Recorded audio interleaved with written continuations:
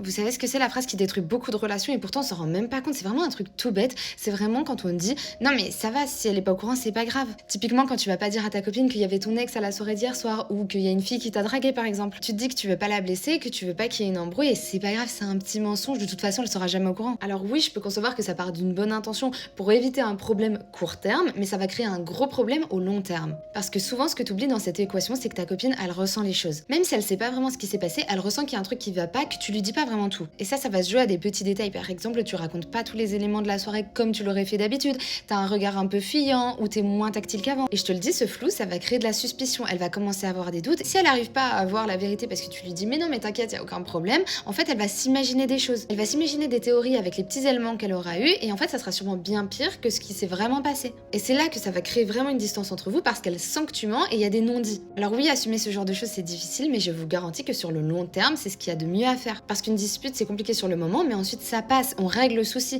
Alors que laisser un flou comme ça crée un vide émotionnel. Et c'est justement ça qui est bien plus dur à rattraper derrière.